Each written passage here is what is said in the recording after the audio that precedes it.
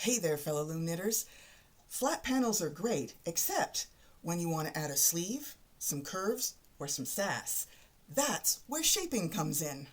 Today, we're going to focus in on the easiest way to increase and decrease on the loom. We're going to add shaping superpowers to your projects and level up your loom knits. If you're brand new to shaping, don't worry, I've got you covered. We're going to start with the absolute basics. We're going to be looking at easy decreases and simple increases, and when to use them. I'll walk you through each one step by step with a tip or two to make them look clean and feel natural on your loom. And we're not just practicing here. By the end of this video, you're going to have a unique hand towel to show for all of your efforts. So let's jump in. So let me begin with just a few parameters of this design. I've started with a simple chain cast on so that the edges will match. For illustrative purposes, I only used an 8-inch, I only went about 8 inches across, but normally my hand towels are closer to 10 inches wide. And then I knit a garter stitch, which was E-wrap one way and purl the other, and that was for about 12 inches. To reduce curling on the very ends, the first 2 rows, those first 2 pegs I will actually true knit, and then on the last 2 rows, those 2 pegs I will also true knit, just to reduce a little bit of the curling that happens at the very edge of the towel. So there's a little tip for you. It's the center section that is the unique part of this hand towel. That is true knits, and I've got the decreases and then the increases back up again to do the second half. So let's go on to the loom and I'll show you exactly what I'm doing step by step. I've color-coded my loom and marked with elastics where the increases and the decreases will end. So here are the decreases. We're going to true knit that first peg, and we're going to true knit the second peg as well. And when we get to the third peg, we're going to actually move that third stitch over to the fourth peg, and then we'll shift pegs 2 and 1, and we're going to move them over to fill the gap. Then on the peg, which is now the third peg, we're going to take both of those 2 stitches and we're going to true knit them together as one. So we've actually doubled up on that third peg, and we've decreased the project by 1 stitch. And now we're going to continue true knitting all the way until the end of the row.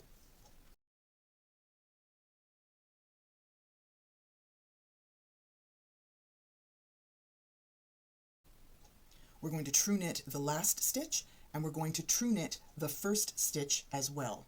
So when we change directions, we'll be true knitting again the first peg, true knitting the second peg, and we're going to move that third stitch on the third peg. We're going to move it over to the fourth peg.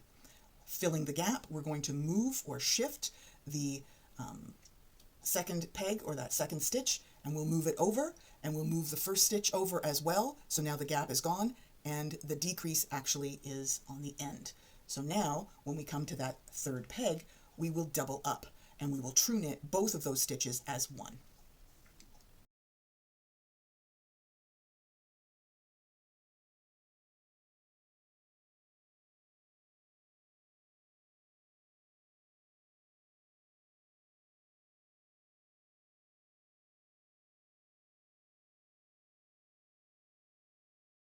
The decreases are only done at the beginning of each row. Once completed, true knit the rest of the row regardless of the direction that you're knitting in.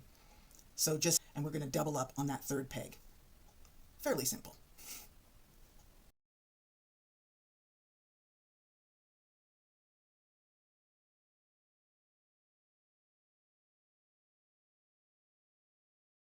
As we approach the end of the decreases, we're going to determine exactly where we wish to stop, making the edges even. Then we'll create a little bit of distance between the decrease section and the increase section, maybe about 3 to 5 rows of just straight true knitting, and then we'll transition from the decrease over to the increase.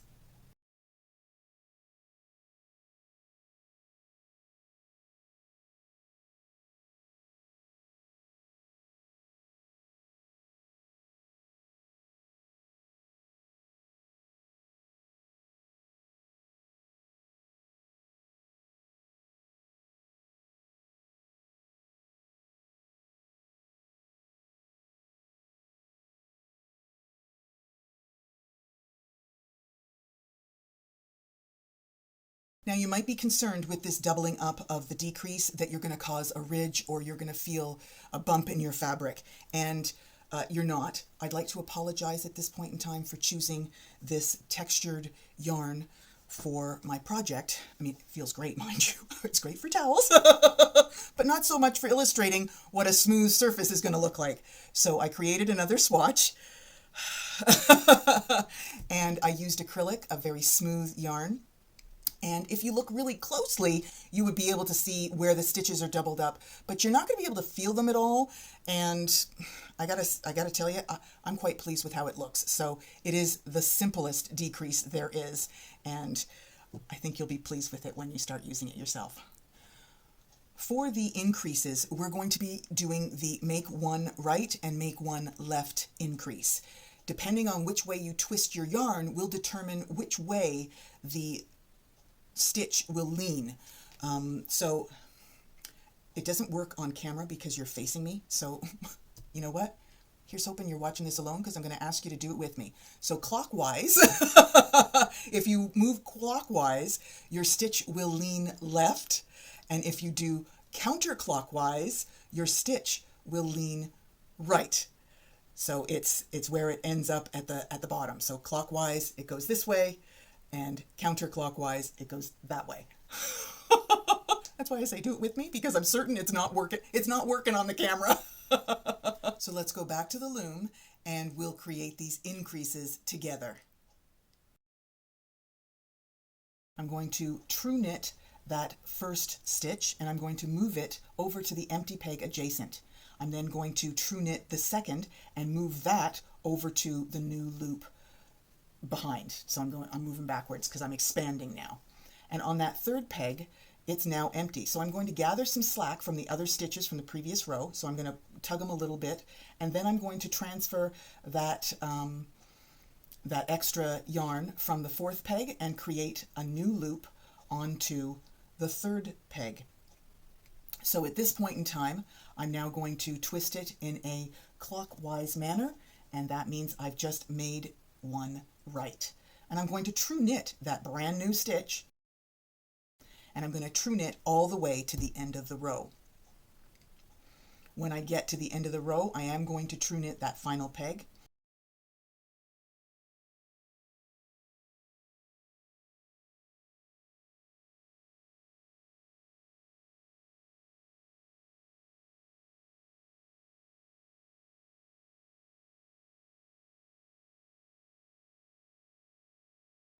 And I'm going to also change directions, true knit the first peg, and then true knit the second peg, moving them over and encompassing another peg as I go, because again, I am increasing.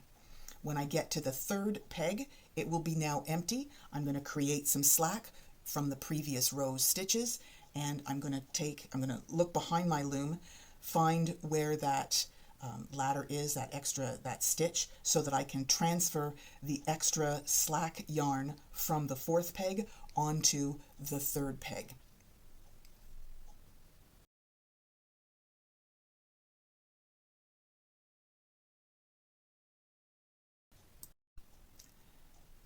Twisting that extra piece of yarn, that extra loop, before I put it onto the third peg, I've twisted it in a counterclockwise direction, creating a make one right.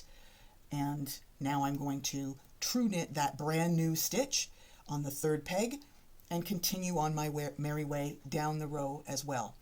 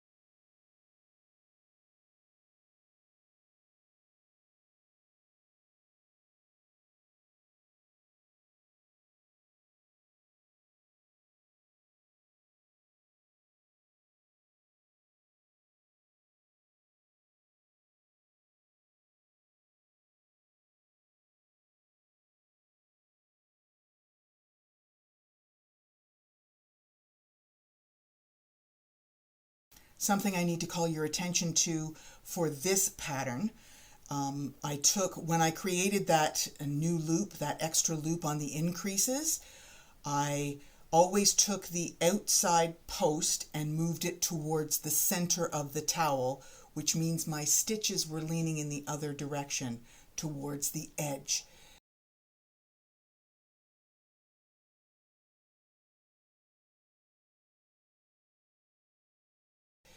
This actually created a little bit larger lacy holes. So those holes, that lace pattern was a little bit larger. If you're not into that little holy pattern, then when you create your extra increase on your towel, take the inside post and move it towards the outside edge. So whichever side you're on, take the inside post, move it towards the outside edge. Therefore, your stitches will be going towards the middle and they'll be a little bit tighter. And of course, knit it twice. And that way the lace will seal up completely and you will have a solid edge. So that's just a tip, a designer tip, if you will. You do you. And once you've created all of your increases and you're back to the original width of your towel, do a garter stitch all the way to the end, chain cast off or bind off, and then weave in your ends.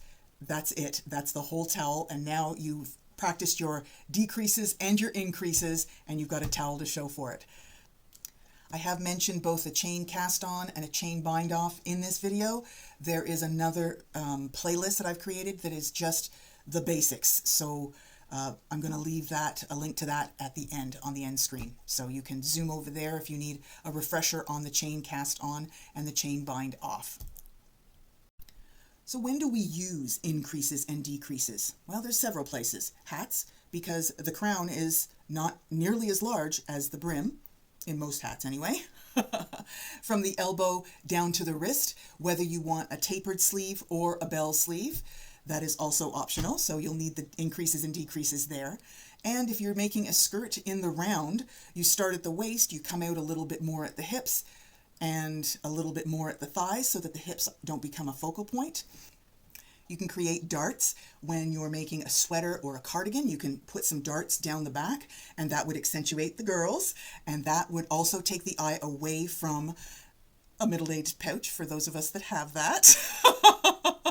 Just saying, it's the beauty of creating your own garment. Camouflage, people, it's called camouflage.